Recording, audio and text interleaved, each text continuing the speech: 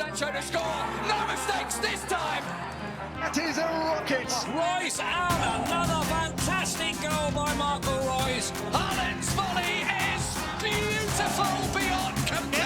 Jetzt kommt das Wunder von Dortmund. Foulspiel von hinten an Götze. Needs to lay it off. We're going to shot away. Oh, what a goal! Welcome back to Dortmund Dispatch. My name is Brian Straub, and today I'm joined by Pedro de Rodriguez. How's it going, man? Good to have you here.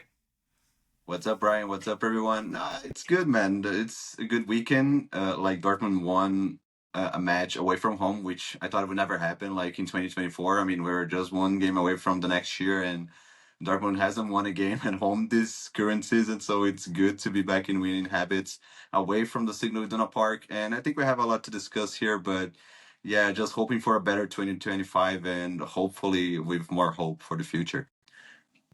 Yeah, absolutely. Away win is definitely, I don't want to say an unexpected Christmas present for us, but definitely a very welcome one.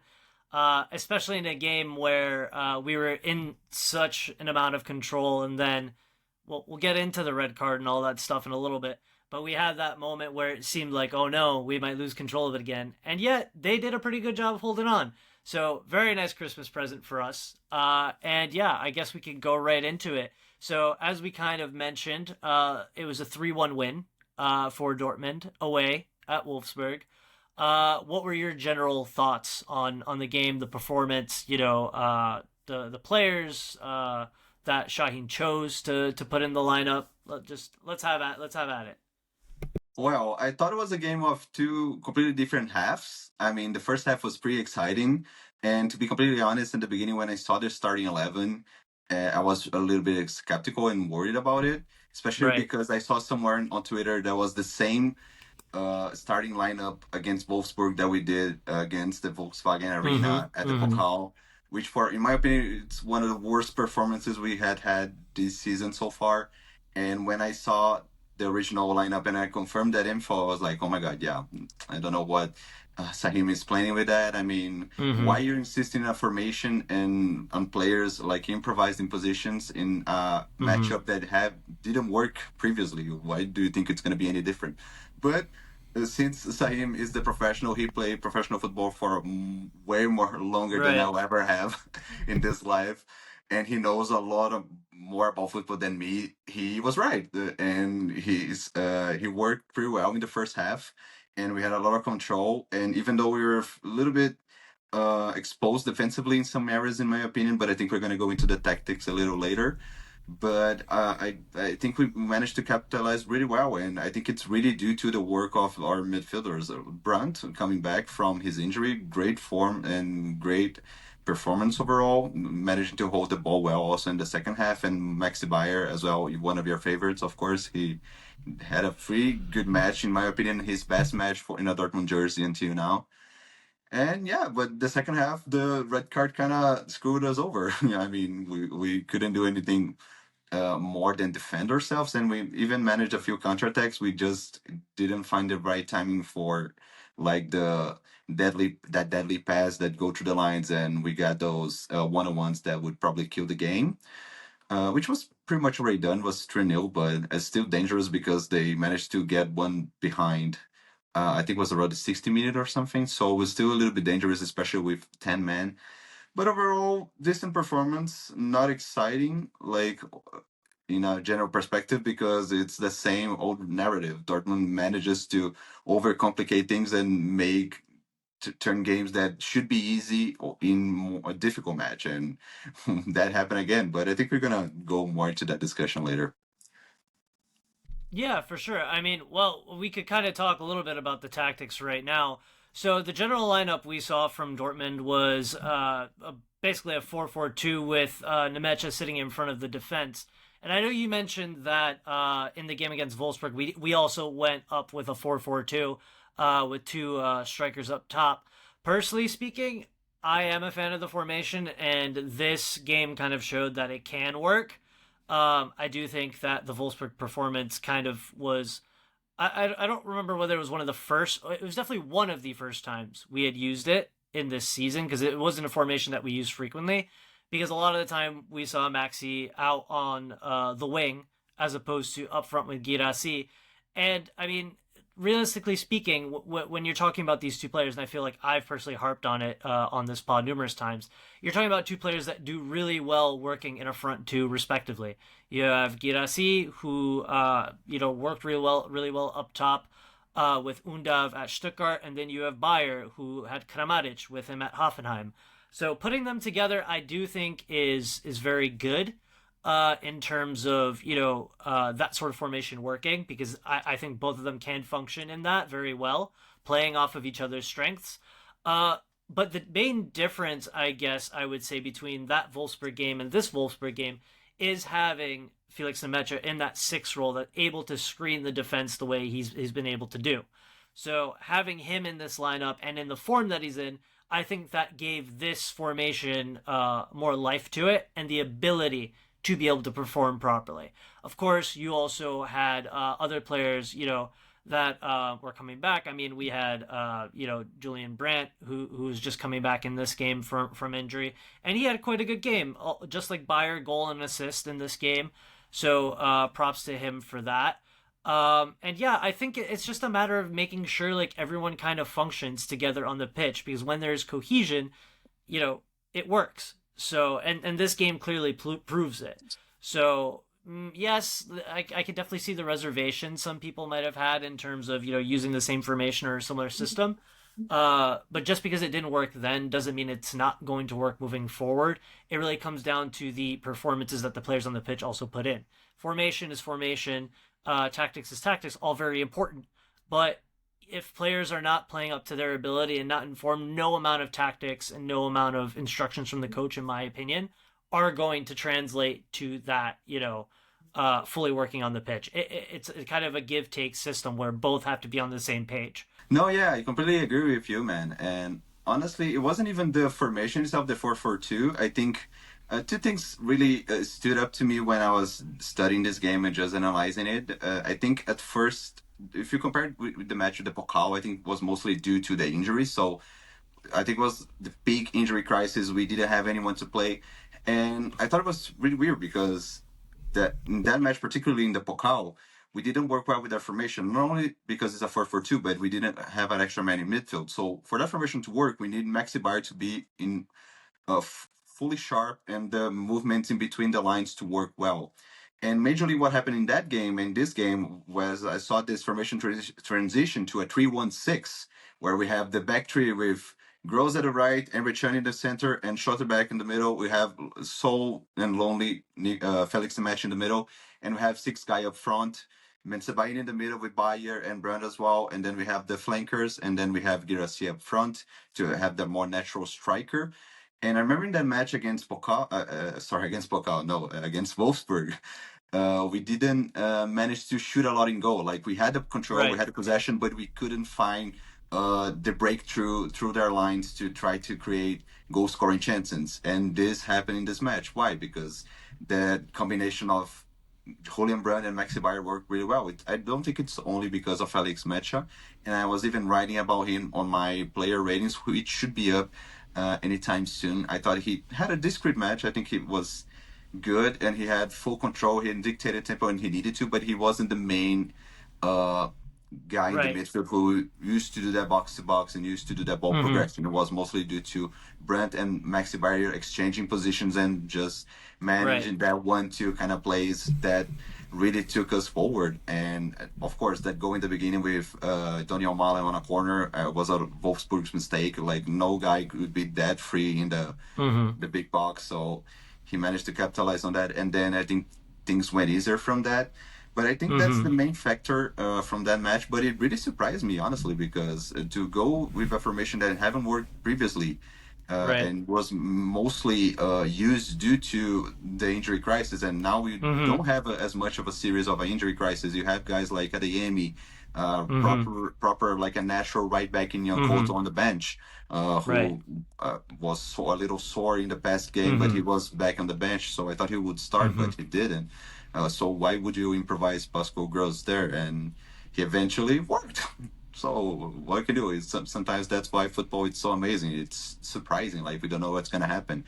But for me, it was mostly because I was surprised because we had options to play a more Right. more like natural players who were from Mm-hmm. those positions originally, but he Mm-hmm. still insisted on the formation that haven't worked before. So I had a little bit Mm-hmm. of a flashback with the past match, but Totally it valid. yeah, so it worked out in the way that haven't worked in the Pokal, and which is Mm-hmm. bad because in the Pokal it's only one game, so if you lose, you're Yep. out. So in that sense, it should have worked earlier, but it's Yeah. good that Sahin proved us a little wrong on that. Well, the Pokal game was definitely higher stakes, so I feel like in one sense, yes, like you're working with formation based on what you have, but it's definitely not the best time to have to experiment, right?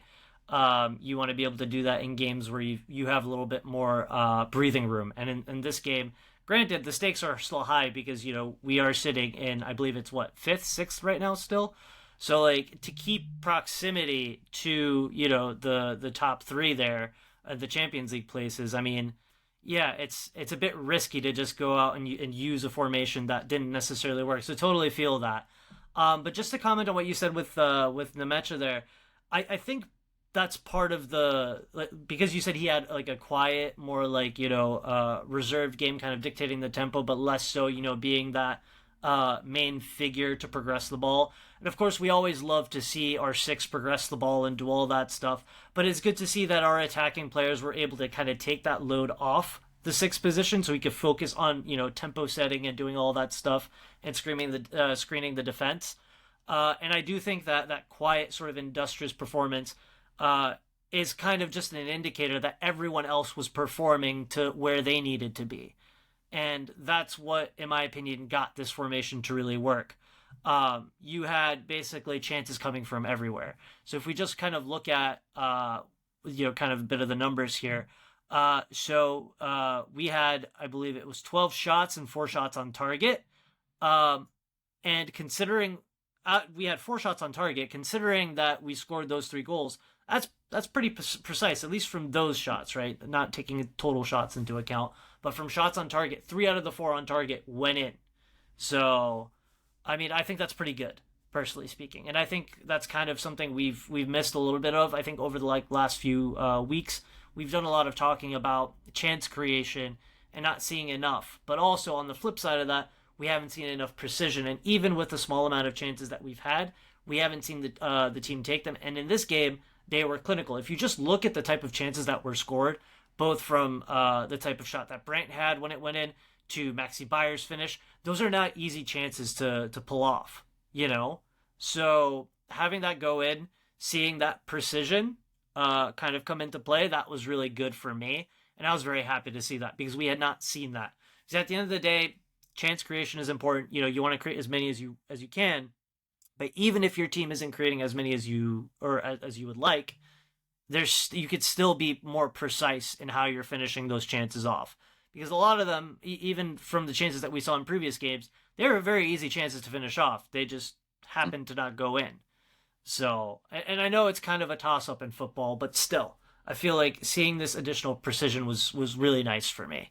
No, I agree, and I also think we also missed quite a few chances that we just shooted it to the moon basically in the beginning of the Yeah, first half. So I was a little that too. worried on that because we are having the chance creation, we are creating that really hard, like a sweated like XG, but at the same time we were finishing well. So in that sense, I was a little bit worried. So that's why I think that like corner kick goal was a great opener for us, and which was good, not only the precision but like the ability to kill your opponent when you had the chance to. So even though like Wolfsburg was still in the game with the 1-0, they're still pretty shocked with the how Dortmund was playing and just moving the ball through the pitch, and to have that just resilience to stick to the game and just stick to the way you're playing and just kill your opponent when you had to, and keeping a 3-0 advantage to halftime. That's great, and that's how things should be. Of course, we could have done better in the second half, and I even wanted to talk about that because I think even in the first half we saw signs, at least for me, I saw signs in the first half that when we're transitioned to like our defensive transition, we had our 4 guys for main base with Benzebaini coming back from the midfield to compose that back four. We had Matcha, but we always have that play through the sides because we had a lot of guys there. We had, for example, in the right we had Bayer, and with sorry, I forgot who was in the right with Daniel Malin. We had Girassi, and we have all those possibilities to do the 1-2s and do the triangles and try to find the spaces to shoot and go.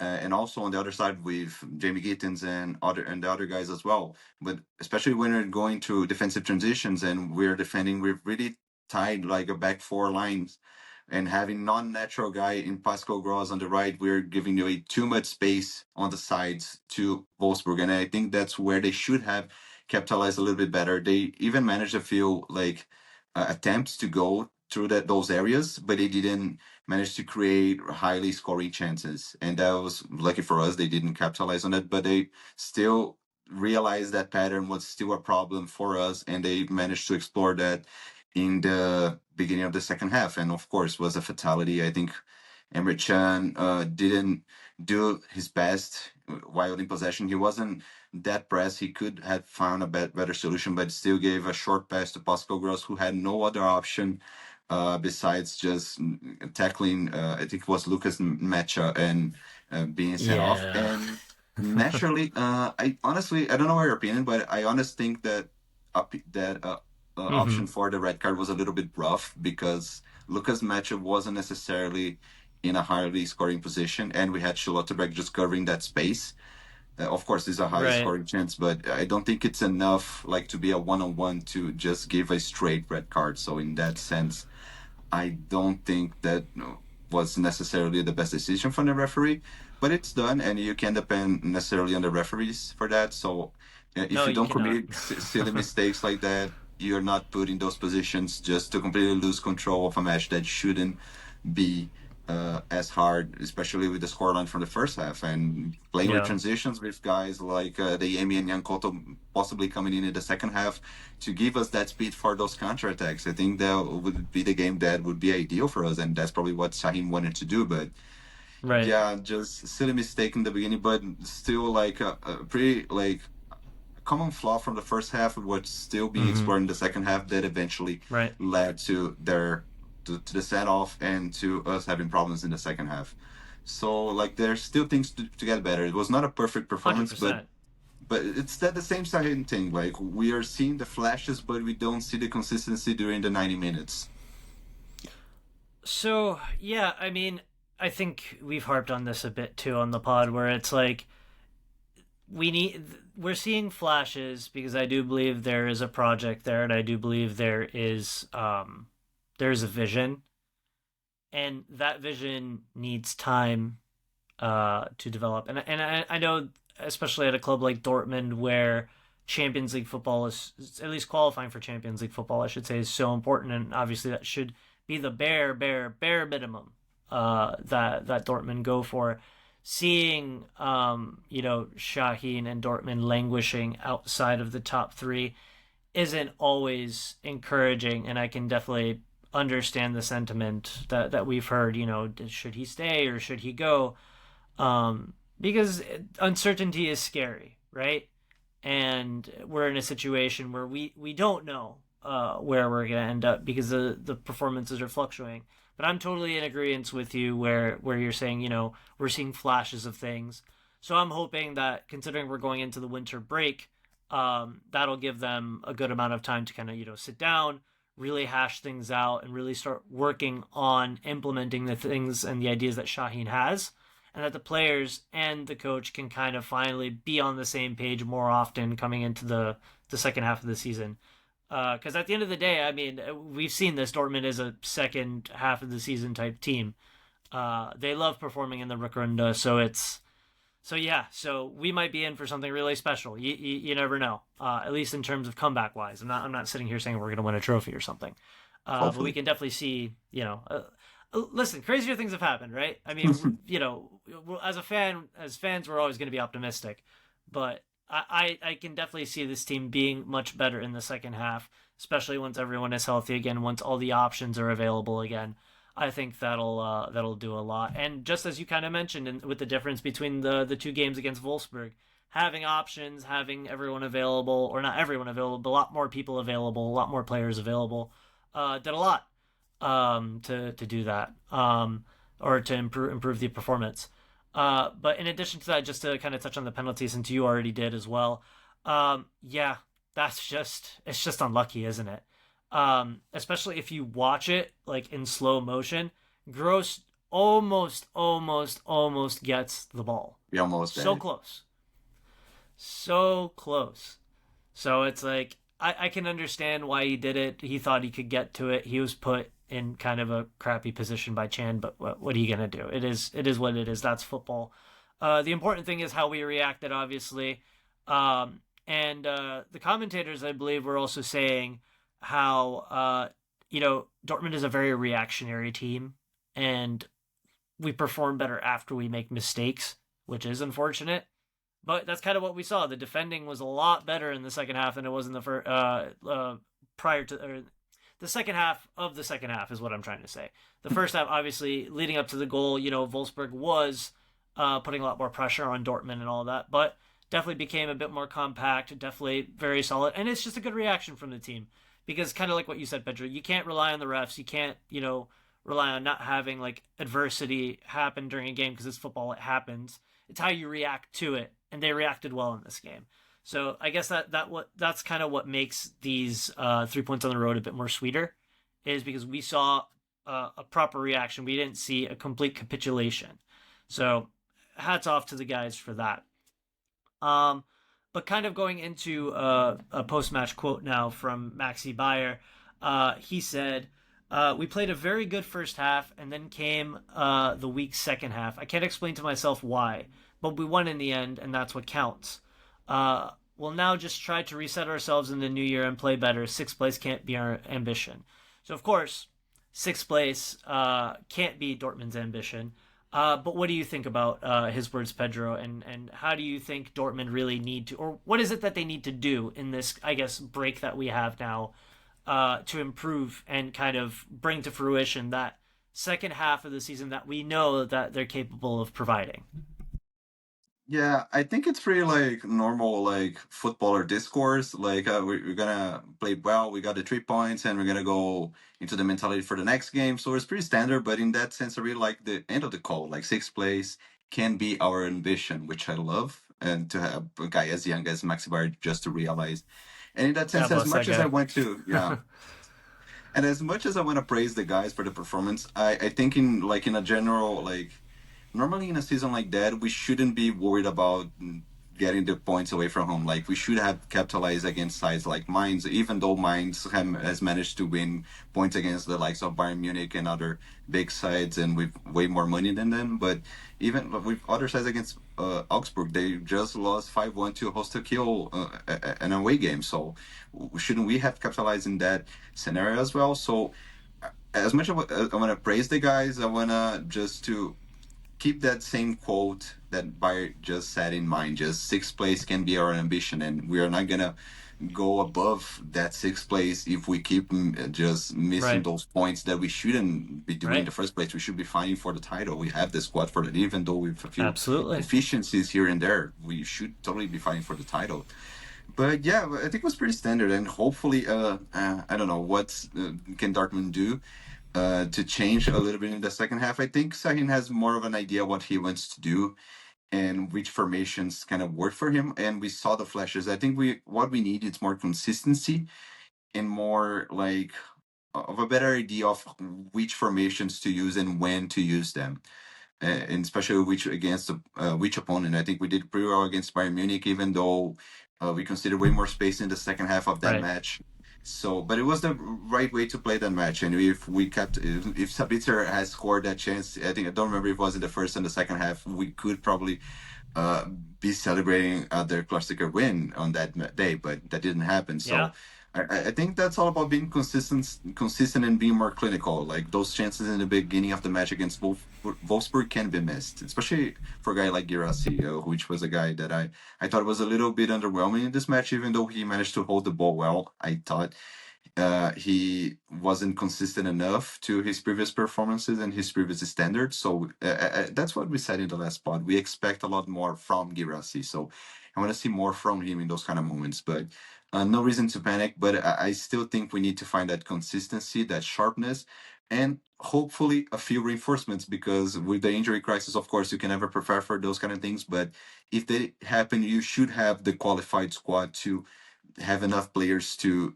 compose your like your team, like if any injuries happen. So in that sense, hopefully we get some reinforcements, just punctual ones. That doesn't need to be like we should spending a ton of money on the window, but there's some positions that we kind of became a liability with the squad planning from the beginning of the season.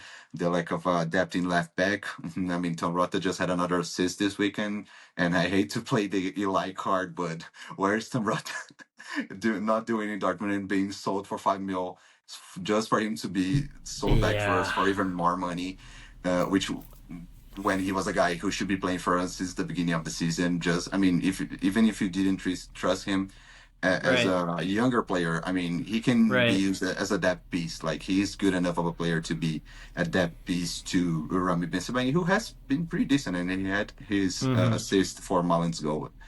But yeah, those are the things we need to do. But will the Dortmund board with the past? It's a different answer, right? It's with question. the history we had recently, that's a harder question to answer. And normally I would say I wouldn't be expecting much from them, but maybe, hopefully, I'm like positively surprised. I don't know. Yeah, I mean, yeah. I mean, you mentioned the Rota thing there, and that's that in itself. I mean, it really sucks because once again, academy player doing really well for another team in the Bundesliga could be helping us out instead of helping out the opposition. I do think part of it for him particularly was making sure he would get game time, and I don't think there are any assurances for that. So I mean, yeah, I mean we have enough games though where you're 100% right. Like maybe like he wouldn't even be considered like a depth piece. I think he would just get like games. I think him and Bensebaini could totally split those games. And I think Shaheen probably would have been a lot more comfortable putting him in than Kabar. And then Rierson, obviously, less minutes. So that means he has to deal with a lot less strain on his system. I don't know. At this point, I think we're all just generally puzzled on how Dortmund weren't able to show Rota some sort of like positive perspective in terms of minutes and all that. Because, I mean, yeah, it would have been very helpful to have him here. And now, hopefully, we do end up having him here. It's going to cost more money than we would have anticipated it to do so. Mm-hmm. But yeah, it is what it is. But in that vein, let's go into our star and dud of the week. So, Pedro, why don't you start with your star? I'll just be plain and simple. I think for me, that's a guy I haven't mentioned in my start of the week for a while. And for me, Gregor Kobel in the second half, he really saved us a ton of work just with those key saves just to keep us breathing like swiftly during that whole second half. Even though they were pressing us, like Kobel being in goal, I was a little more just feeling safer than just having a guy that I'm not as secure with. So in that sense, I think Kobo was really important for the win. That 1-1 against Lucas Mecha was a great save. I think he also, I mean, I think Lucas Mecha also missed the goal because he had the other, like it was just him and Kobo. He has a ton of space and time to make the right decision, and he just chooses the corner in which Kobo is already more inclined to. So in that sense, but still a great save, and he had a bunch of other key moments in this match. So, and he was pretty safe in possession as well. Don't remember many mistakes from him with the ball on his feet. So for me, Gregor Kobel is the star of this week, and hopefully for many more weeks because he's a great keeper. I've heard a rumor this week about Chelsea wanting him, which doesn't make much sense to me because for a Maresca scheme, I would prefer a keeper with more like sauce on his feet, you know, like a guy who can play better with the ball on his feet, and which we know that it's not his best attribute. So in that sense, I didn't understand that rumor that well, but still it's Chelsea. They love to spend money on players don't necessarily fit their scheme, or I mean they have money just to they're just throwing in the trash can. But but for me, Kobo is the star of this week. It's a great choice. We have a joke at the Brooklyn Borussia fan club. I guess it's not a joke, but we have a nickname for him. We call him Greg from IT because he's like a firewall. He just stops everything. So shout out to the fan club. Yeah, shout out to the fan club for coming up with that one. But yeah, totally good choice. I think anytime we have Kobel in the net, we have a leader at the back. Really, really good at organizing defense. Also, fantastic shot stopper, as we know. Uh, we can go on and on about that, and I think we've given him as much praise as we possibly can, and he deserves all of it because he's a fantastic player, and having him in the net is definitely a massive security and a massive boon for us. And yeah, like you said, like the save that he made, especially against Mecha, that was so good. Like you said, like it was a little bit of a mistake on Nemecha's side as well. But at the end of the day, that's a one-on-one, and that's a mark of a very good keeper to be able to make himself big and stop that. So really, really awesome for him to be able to do that. I'm glad you didn't take my guy though, because I'm gonna go with who you expect I'm gonna go with. Maximilian Bayer. Of course. Yes. I thought about him, but I knew you were going to take him. I knew you were going to take him. Thank you for allowing me my moment to glow about the boy. What can I say? Silky smooth. The finish on that goal, sublime. The assist to Brandt, sublime. He's growing and just becoming a fantastic player, like right in front of our eyes. And I'm really, really, really happy to see that happening. Any time that Maxi Bayer scores is a wonderful day for me. Just because I just love seeing the energy he puts into games. I love the amount of just commitment he shows on the pitch. So having him do that and just also get his reward this time around, because you see him running in every game. He is like a terrier on the pitch, constantly trying, constantly giving his best.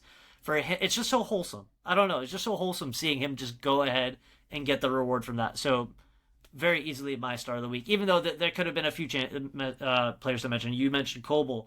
You could say Brandt as well, goal and assist as well. Really good comeback performance from him. So good to see that. But yeah, overall, it's just once again kind of what we were talking about before. We had a lot of good performances, and a lot of players were on the same page and buying into the scheme and the tactics and all of that. So that's kind of what led to the performance that we had. So super happy to see everyone do well, and super happy that we had a lot of choices for this section of the pod. So that was also very good. So let's go to the dud of the week, because we kind of have to do that as well. So Pedro, who are you going to go with? I'm going to go with a different one, and I want to quote him on an analysis on the transfers for the winter window. It's Lars Ricken. He just said in a quote, "We have already done much of that analysis in recent days and weeks," the transfer analysis, of course. "We don't base our evaluation on just one game. Regarding potential signings, I must clearly state that we have invested a lot in the team, not just this summer, but in previous years. We trust the squad. However, we also have expectations. We need to at least secure third or fourth place with the quality we have. Next summer, the financial situation is also uncertain, and if we have any moves, that they must make sense both sportingly and financially." And that makes sense. Like, it was if being financially responsible is not a bad thing, and I'm not criticizing him for that. I think what I'm more criticizing him for, it's just trusting the squad that was already having problems previously in the season, and has been proven that we should have a few more depth pieces just to compose that group. And that apparently it's not happening with that quote, and that doesn't make me any happy. And he finishes that with another quote saying, "I know people think we don't have enough players." A spoiler alert, you don't. "But we can't plan for having 10 injured players." And of course you can. It's just unrealistic to just think you're going to have 10 injured players every season. But I mean, that can happen, and you should have at least one that piece plus, sorry, the younger guys from the U19s ready to fill it in just in case we don't have enough that pieces. And we don't have enough that pieces. At least they're playing to a high level in the sixth position. I mean, we have Felix Match, of course, but we don't have the second option to him. We have Emre Can, but he hasn't been performing accordingly in the season as the captain as well. We were just in an injury crisis. We were center backs. I mean, besides Anton and Sule just being injured for a long time, and we were playing with a back three before. What if those guys were injured back then? How were we going to play with back three with only three senior center backs? Ideally, you have four plus the guys from U19s like Filippo Mane and other guys like Lurs from the youth squads. And I can go on in other positions as well. I think we could upgrade our wingers options eventually if Malin leaves the club by the winter, which apparently that's a high possibility of that happening, which was Malin was also a guy who didn't impress me, and also playing that Eli card again. But I wasn't a fan of Malin in this match. Besides the goal, I didn't see him doing much. He was holding the ball for way too long. Couldn't find the right opportunity to do those like low crosses that were the most deadly weapon, in my opinion, on his skill set. But overall, just coming back to my dead of the week, Lars Ricken, like I don't like those kind of um, quotes because it makes me realize that I mean there's some things that are kind of obvious, like for us fans who have not enough experience like doing scouting and just doing sporting analysis and administration. But for them seems to be everything seems to be normal. Like we're in sixth place, that shouldn't be normal. Like of course we're only 2 points away from the third place, but still we should be fighting for the title again. So is that your expectation? Should we come back to the quote in which Wire just said six is not enough? But those kind of quotes, and I not only want to mention Ricken, but also the full board. I think the board on its own, it's my dud because they're not realizing that. I mean, if you keep this mentality, then keep thinking that what we have is enough, and just oh no, we need to at least secure third or fourth place. I don't want to just secure that. I want to be fighting for more. And since that lack of mentality and the timing with that kind of discourse doesn't help a lot, and especially after win, that it's so easy to say things like that because you're supported by the team winning the match. I think that's way too easy for them, especially with the work they have been doing the past few years with the transfer analysis. And of course, you should be responsible financially, but at the same time, spending on players should be an investment. Like if you win titles, if you fight for trophies, if you play European competitions, you will get that money back. And we're gonna have a big sale in the summer. Like either way, it always happens. So yeah, so for me, I know I've been just talking a lot, but for me, the board in itself and that kind of mentality still annoys me. So they are my dud. It's interesting because you have Ricken saying that you can't account for 10 injuries. I disagree. And the reason I disagree is this is Borussia Dortmund. This is not the first season That's also a that factor. No.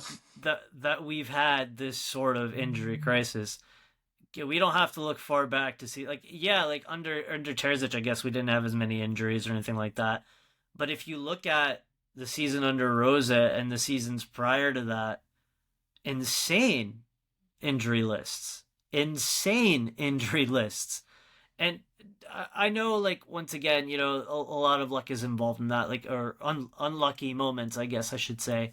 So, I mean, yes, in reality, you can't count for that. But knowing that that's been such a trend, on top of the fact that you're coming into the season, which is going to be the most club games played with the changes in the format of competition, Club World Cup, all this different stuff, you could have brought in a couple more players. You could, or not even just brought in, you could have kept someone like Rota, we mentioned, or shown him more of a perspective. Be like, you know what? Fight it out with Ben Sabaini, see what happens, whichever one of you is better. We'll give you that chance to prove yourself. Have, one of them take more of the Bundesliga stuff or Bundesliga games and have one of them in the Champions League and in the Pokal, There's ways of allocating minutes that would have allowed for a bigger squad. And if you look at every position, the only positions that don't have the proper amount of depth are the defensive ones, because we do have a lot of midfielders. Maybe not all of them are perfect to fitting, or working up to the standard that we need them to, but it's deep. Like there are a lot of choices. And yeah, we got unlucky with injuries to that, and we kind of had to field, a makeshift starting 11 at times. And we've talked about the other side of this coin as well on numerous episodes in the past, where it's like it also comes down to Shaheen giving the younger players more chances. There were moments where rotation would have allowed for the younger players to get more moments, to take some of the strain off of the senior players that are playing an exhausting amount of minutes.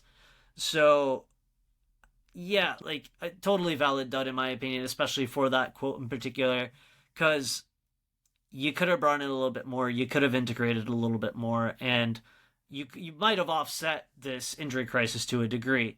And once again, knowing Dortmund's history with injuries, it's a little far fetched to me to say like, oh well, you can't plan for it.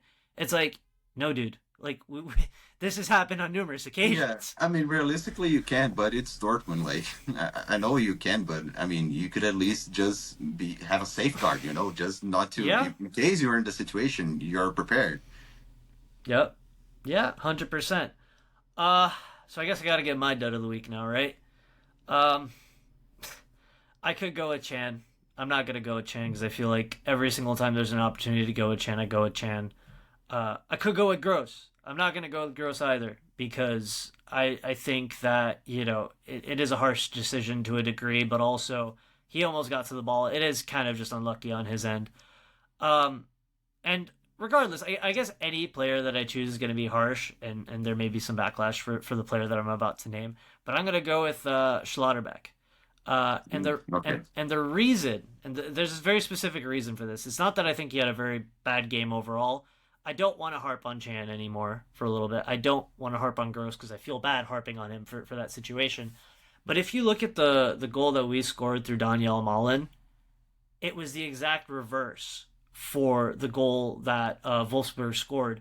And it was kind of a similar situation where Schlotterbeck, instead of coming up and defending that, which he should have, there was a gap between him and the defender that allowed not the defender, the gap between him and the Wolfsburg player that allowed the Wolfsburg player to come up and score the goal. So I do think he was a bit lax in the defending there. And I know this is a harsh choice. I don't think he had a bad game by any means, but if I have to choose somebody, I'm going to choose him just to kind of diversify our portfolio of duds over the last No, several makes sense. episodes. Makes sense. Yeah, no, makes sense. And I think it's honest. Like, he's a culprit. Like, it's an honest mistake. I mean, I didn't understand Yeah, much because he started like man marking him, but then he changed to zonal when the ball was in the air. So the guy had got the time and space to have that small gap, and then Schlotterbeck couldn't come back to defend against him. So it was an easy goal. So in that sense, really slippery from Schlotterbeck, a guy who I thought has been brilliant for us, our best player in the season so 100%. far. But Right. yeah, it's an honest mistake. It happens, and it's good that we are acknowledging it. I mean, if Eli was here, he would probably just have a really harsh discussion with you, or he would probably just kick you out. But I honestly Kick think me that out. Oh no. but that's an honest mention for me. Like, it's not completely Yeah. unfair. He didn't have a bad game besides from that, but it was a key mistake. We considered a goal due to that, and then Wolfsburg came back to the match. I'm just tired of saying Emre Can. I'm just Yeah, and it yeah. became kind of too easy. Yeah. It's yeah, exactly. So we kind of got to diversify. So sorry, Nico. Uh, We if still by love you. chance you're listening, I don't think you're a bad player, but no. Jokes aside, I just think it was lax defending, and I do think that kind of like what you said, one of our best players, if not the best player for the team this season. So you expect more. You don't expect that sort of mistake to happen, but once again, it's football. It happens. So it is what it is. Victim of just trying to make this conversation a bit more diverse. Um, but moving on. So I did want to talk a little bit about some transfer stuff that has been going around. And I wanted to kind of get your opinion on some of this stuff. So Dortmund seemingly, if we kind of look at like all the targets that we've had kind of linked with the club recently, it does seem like there is a bit of a bit of a tendency to lean towards attacking midfielders at this time because as of recent we've seen Paul Vanner, Enzo Mio, Joe Bellingham, Martin Baturina, all these players, very attack-minded midfielders being linked with Dortmund. So I was just curious. I kind of wanted to pick your brain about it a little bit. What are your thoughts on these links, and what do you think Dortmund is kind of thinking when it comes to, I guess, like theoretically targeting these players? Like, does this mean there's some sort of change afoot? Do we need this sort of change? What are your thoughts? Honestly, I don't think we need that kind of change because I don't Okay. think it's a priority. But I understand those kind of links because a couple of things can happen. Like, for instance, Brandt. Brandt is always starting number 10, right? But what Right. if he eventually he becomes that big summer sale that we are expecting to have next Right. summer. And then we are left with Gio Reyna, which is a really good, like, interesting player, Mm-hmm. but Right. hasn't been healthy like consistently during a full season Right. for the past couple of years. So we can really trust him to be healthy in that sense. Mm-hmm. But even if Brandt doesn't go, like, is Gio Reyna the guy that we trust to just be the Brandt shadow, and Mm-hmm. whenever Brandt's not there, he's gonna go there and Mm-hmm. perform to the same or to a Mm-hmm. similar standard to Brandt? So in that Right. sense, I think it could mean those kind of different things. So I think it eventually means that I think the board is just preparing for a eventual departure from, Of like, somebody. from somebody, either each of those guys. So, and just to have that guy to be the direct substitute to Brandt, and eventually the future Mm-hmm. successor of Brandt as the number 10 of Borussia Dortmund. And kind of some of those links make sense. I mean, we have some guys here who can play also in different positions. We have Milo, who can Right. also play as a right winger and right midfielder. We have Joe Bellingham, who has played as a false nine, as an eight, as Right. a six, so he can play also different positions. So in that sense, I think it relates to the not certainty we have in the 10th position for the near Right. future. Right now we're okay, but I mean, can we count that Brent's gonna stay in the club after the summer? Can we count on Reina staying healthy and performing when Brent is not playing like fully fit, or not playing to the standard that we expect from him? So it kind of makes sense, but it shouldn't really be the priority right now. I think it can also be like those things can come from a bunch of different places, and I think the Paul Warner one, I think, makes a lot of sense. That's a very Dortmund kind of signing, and it frustrates me a little bit that they don't look outside the box. I mean, I just released like a freaking list of the South American talents. Could you just take a look at that and just go to different markets just to see if there's any interesting guys from any other places besides Germany? I know it's a German club and everything, but come on, there's talent outside. And but yeah, I think it's just not a priority, but I understand where it comes from, honestly. Yeah, and we just had a very good conversation about that article, so that episode should be coming out very, very soon. Um, so I guess following up on that, because you kind of did mention some of these players are a bit more flexible in terms of the position they can play. If you had to choose one of these players, who would be your choice to kind of bring in? Like, all things equal, like, let's say, for example, I'll give you this scenario, because personally I do think Brandt's going to sign a new contract. I don't think he's going anywhere. I think, and I might, have to eat crow on that, but I really don't get the feeling that this guy wants to go somewhere else. And then if Dortmund offer him a new contract, I do think he's going to stay. All things equal, let's say Brandt stays. You still have Reyna at the club still at the time. Which one of these players do you bring in that scenario? Because the other side of it is, like, when I think about Reyna, I still think he's rebuilding his stock. So even kind of if Hmm. Dortmund wanted to move him on somewhere else, I don't think the player and club would see eye to eye on, the type of club that he'd be moving to. So let's say all things remain equal and Dortmund are really still looking to sign one of these players. Who do you go for?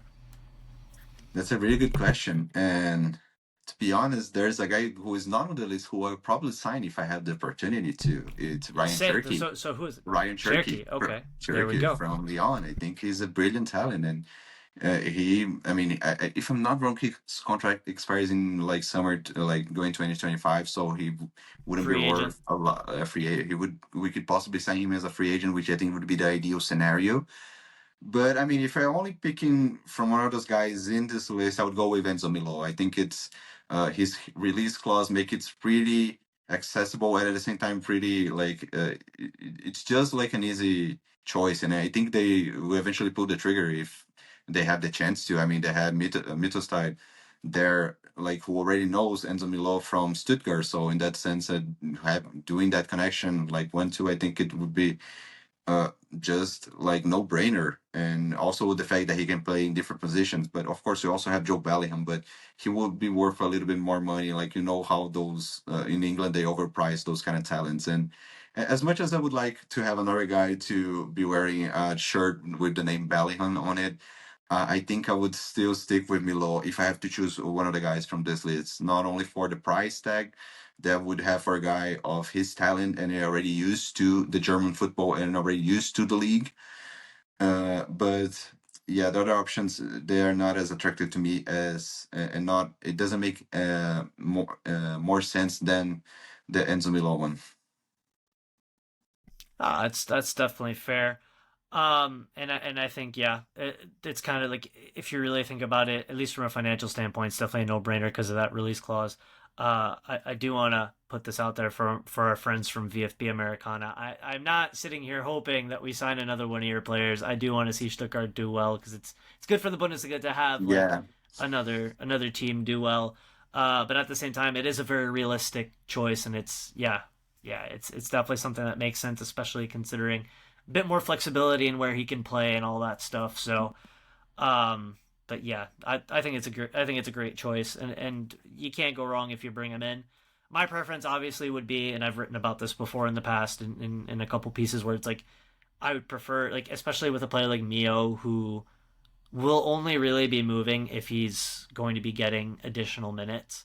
I would prefer to at least have that like at least some of that space vacated for him to be able to get those minutes.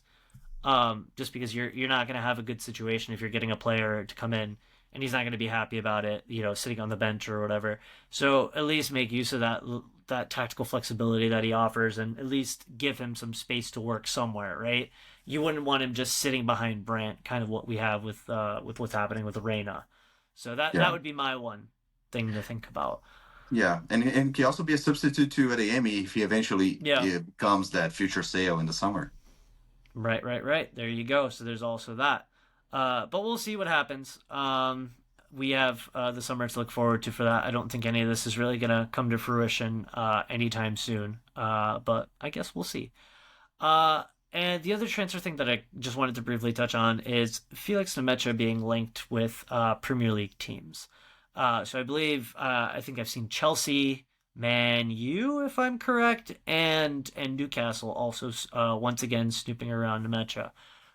So Pedro, I wanted to ask you, what are your thoughts on a potential Nemecha sale?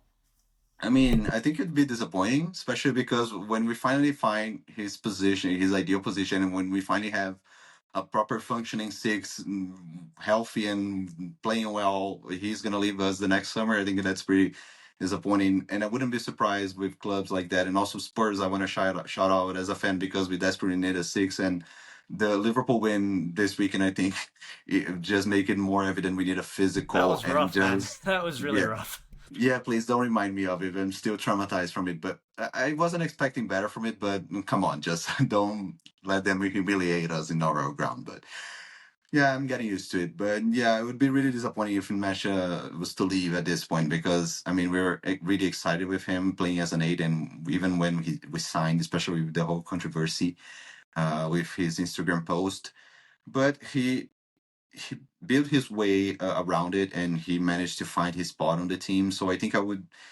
probably still stick with him with I feel like with one more window at least, one more year of Felix and Mecha, at least until we can find that other six that could be the future of the position. But it would be really disappointing if he leave at this point, honestly. Yeah, it's a tricky one because I mean you mentioned the bit of controversy we mentioned, and at least that part of it's been quiet, so that's always good to see. That sort of kind of going under the radar and hopefully not being an issue for the future. Um, I'm kind of on the fence on this one actually, and that might come off as a bit surprising because kudos to him, obviously doing very well. And it's kind of like what you said. We've already found the player that kind of fits that position. Like, would we really want to risk getting rid of that to make a quick buck and then have to refill the position again? I don't know how I feel about it yet, mainly because we've seen him go hot and cold before, and right now he's on a very hot run, and that's awesome. More power to him, and I hope he continues to be on that run. But I think that's kind of like where I'm gonna be on it. Like, let's say like he wavers again in the second half. Knock on wood. I don't want him to waver. I hope he continues to do well. Let's see we see that wavering again. Over the course of the second half, then I'll be like, well, do like he's not showing the consistency. So then do we kind of just take a profit if someone's really into him, if like a Newcastle, for example, once again wants to shell out money on him. Because that's kind of where it is for me right now. I definitely want to see him continue to be consistent and continue into the second half and show what he's capable of. And yeah, I mean, I guess we'll see what happens, but I'm not fully opposed to the idea. But once again, it'll also really depend on who we bring in. Now, we've also been linked, if we're talking about transfers and all that, we've also been linked with Dinamo Zagreb's Petar Sucic. So Sucic in general is a very good player as well, predominantly a 6, very progressive, or progressively capable player, I should say. He's definitely able to play that sort of modern 6 role where you also see him progressing the ball and being able to get the ball forward for his teammates, which is kind of what we've really liked to see from Nemanja because he is a ball progressor. And if we can get him for a decent price and maybe, I guess, kind of integrate some of our younger players into the midfield, then I'd kind of be okay making that kind of sale for Nemanja. And the other player that comes to mind when I kind of think of this is also Daniel Malen, because that's a player where I feel, especially myself, I've gone back and forth on a lot because he'll go on runs where he's performing and then all of a sudden he'll just drop off a cliff. So he's also a very streaky player. And we've seen a lot more consistency from Nemanja this season, so I'm not going to make a one-to-one comparison here, but I also don't want it to be like where, a player like Malen has a high stock after a season and then we don't sell him because we think, okay, like he's going to perform again next season, and then he's not performing once again to kind of the level that we want him to. So I guess what I'm trying to say is if Nemanja can show consistency throughout the rest of the season and that this really is his position and he can really show that he can elevate this team for an extended period of time, awesome. We keep him. But I don't want to kind of get rid of the option just because there are other defensive players that we can bring in that can probably perform pretty well as well. And if we can make a profit or recoup the money we spent on him, I think that's still a plausible option. Once again, it's going to depend on what he shows. So, I don't want to sit here saying, yeah, just get rid of him. But I would, especially considering how he performed last season, and even in the beginning of the season was a little bit streaky, I would want to keep the door open just in case, because I wouldn't want to end up in another situation where, for example, with Malen now, we're probably going to have to take a cut price on him. We spent 30 plus million. We're not going to get more than 25. It maybe, break even if we're lucky. Yeah. Hopefully Brentford, those kind of teams that I see Malen just being a perfect fit for the Premier League, which is probably where he wants to go. So hopefully we're gonna find that good price.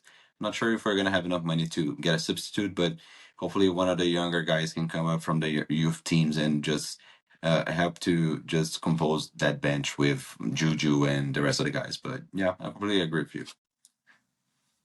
Yeah, and I think if we just briefly talk about the winger situation as well, I do think that there are some options for Dortmund to look into, some options that even you mentioned in that piece for South American talents that we did the episode on that's going to come out. I think there are some wide players that we can think about bringing in for maybe not so big fees, even if we don't make a profit on Malen specifically. I think there are totally options there, so I don't think we really have to worry about that. And we already do have talented players here with Adeyemi, with Duranville, and obviously with Jamie Gittens. So winger is definitely not a position I'm super worried about. And if we do have to bring someone else in, I think Dortmund are always capable of finding an attacking player. It's more so the defensive side of it, and the defensive players that we've had more trouble bringing in at times. So here's hoping we can do a little bit shopping in that sense. But moving on to the final sections here, we just kind of wanted to bring up a little bit of an update on the Bundesliga Fantasy League that we have going on. So I'm just going to read out kind of the top 5 we have going here. So in first place, we have Edward DC4. So congrats on sitting on 40,061 points. Glad to see that it's not a Bayern fan that's at the top of the league. We've firmly displaced that person. So we're doing well there. Then we have the SA Germans in second. Then Ryu Sungi. I'm sorry if I mispronounced that, in third. Pints of Bayer in fourth. I really appreciate that name. And FC Clever Football Puns in fifth. So my Bayer bias is showing. I'm sorry, but not sorry at the same time. So That's great your name. show, man. Hey, yeah. Should be higher. Rooting for you. But we'll see. So yeah, that's our update with regards to that. And yeah, I guess this is going to be our last episode of the first half of the season.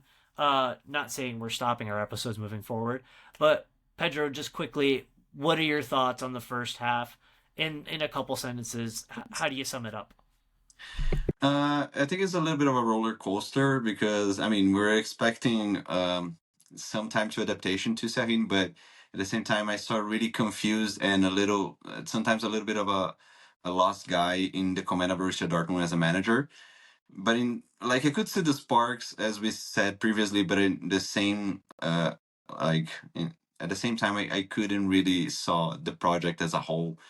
Like I can see there's a project that can be built around him if he finds more consistency and more sharpness, and with the recruiting improving. I think that we have a lot of potential, but at the same time, yeah, the results need to follow the consistency and the good performances, and we have been pretty shaky this season. So hopefully, for 2025, I hopefully have a more certainty from Sahim and just to know where he wants to go with the team, because we're gonna have some time until the next game. We're gonna face Leverkusen, and I think it's January 10th.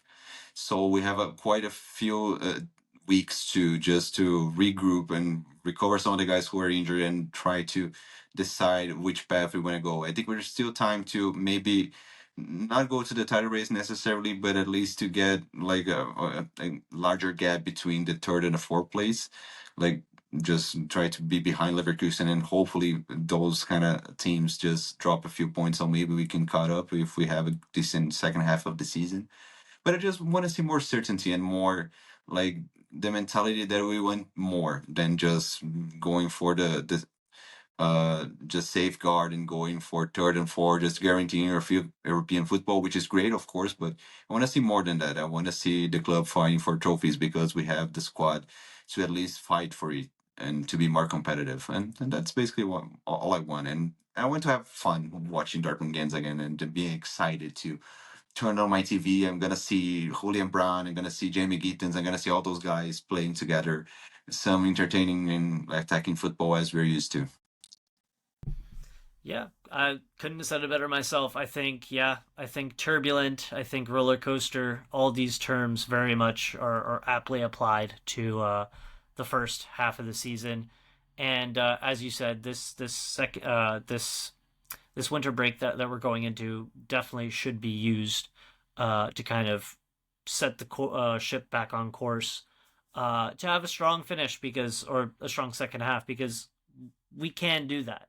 As a club, Dortmund have very much shown that they're capable of doing that. We have the players to really make a dent in terms of points in the second half and definitely put ourselves in a more secured position. And that's what I expect. I expect that to be the case going into the second half, and where we end up at the end of the season, I think will be reflective of the work they put in, which is a very obvious statement to make. But my expectation is that they will put in the work. They will end up in a much higher position. Ever the optimist that I am, I think that, yeah, I think they'll be fine. And I do think that the more time they have with Shaheen, I do think the vision will become more clear. And yeah, I think moving forward into the second half of the season, I think we do have a lot to look forward to. I think there have been sparks of optimism that I really do hope the team and Shaheen can really help. Just keep alive and kind of make sure that we make good on those sparks, that they're not just sparks, and that they can actually be more cohesive and actually show the type of football that he wants to play, because I do think it's possible. And yeah, I'm just looking forward. I like kind of like what you said. I just want to have fun watching the team again. And to a degree, honestly, I still feel like I've had fun watching the team. Like, yeah, it's been frustrating, At times, but yeah. yeah, like there's been a lot more fluid football. There's been a lot more attack-minded football. It's not all just about lobbing the ball up and whatever. So I think the foundations are there to be built, and once that's Yeah. built, I think they'll do better. So I'm excited for the second half of the season. Yeah, I agree. So Except we have the concepts, but we don't have the solid foundation that Sahin is trying to build. Hopefully, he manages to exactly. do that in the second half of the season, and hopefully, Dortmund surprises us just like they did last season when they reached the Champions League final. That's what I'm hoping for. But it's been a pleasure as always, my man. As Thank you usual. for being on here with me today. Is there anything you want to plug moving forward? No, I just want to plug my Twitter. You guys also can follow my work on BB Buzz. My Twitter account is at Del_Pedro23. And happy holidays, happy Merry Christmas, and I hope you guys have a blessed and great 2025, and hopefully Dortmund as well. Yeah, for sure. Happy holidays to all of our listeners. Thank you for being with us, not only this season, but last season as well. And yeah, we hope we can go into the new year really producing the best content that we can for you guys. So to follow us, feel free to follow us at Dortmund Dispatch on Twitter, Blue Sky, YouTube, Instagram. We're basically everywhere. Spotify, Apple Podcasts. Feel free to follow us everywhere for any updates about anything that we're doing. We will be making content through the holidays, so next week's episode will be up at some point in the next 2 week span. And yeah, we have some exciting stuff coming, so definitely stay tuned. But thank you once again for being with us. Happy holidays, and yeah, until next time.